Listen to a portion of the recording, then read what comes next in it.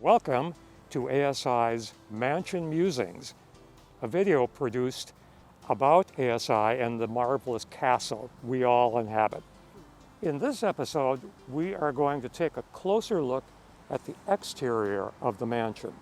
For those of you that don't know, the mansion and carriage house and the site walls are all constructed with an Indiana limestone. It's a sedimentary stone that was basically got its start millions and millions of years ago during the Mississippian age. At that point, Indiana was underwater. It was a vast inland sea. So many of these different features that really give the mansion its unique character. For example, we've got the gargoyles at the corners of the porticos, and that wonderful pulpit balcony, the Rapunzel balcony, I think is how often it is referred to. So these kind of short, fat columns with these wonderful ornate column capitals.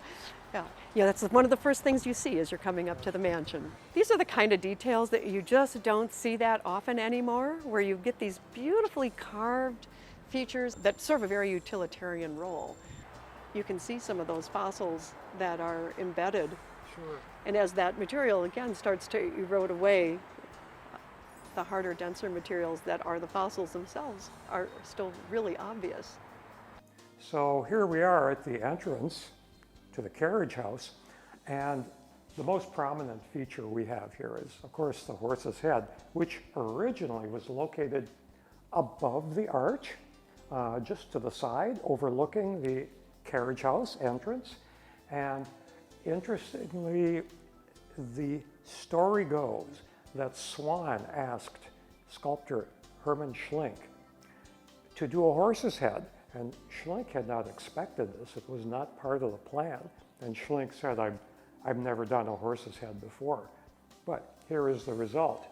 Now, the veranda has always been a place to see and be seen, and it's obviously such a critical component for your programming. As an outdoor feature, it's also one of those areas that is more susceptible to weathering and deterioration over time.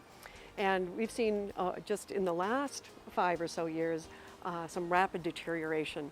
And most of that is due to de-icing salts, contamination with salts. Basically, the salt is absorbed, it dries, it expands, and it causes an awful lot of damage to the stone.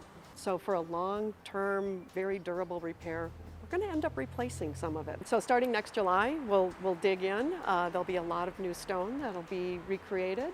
And basically, we're going to restore this in kind. It'll be this stone, maybe not from the exact quarry, but probably from within miles of the original quarry. And everything will be cut and carved to be exactly as it is.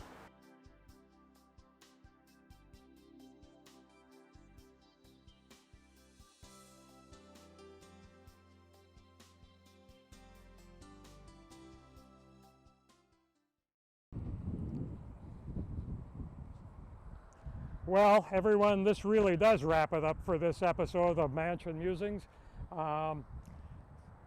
We'll see you next time if that happens, if I can get down off the roof.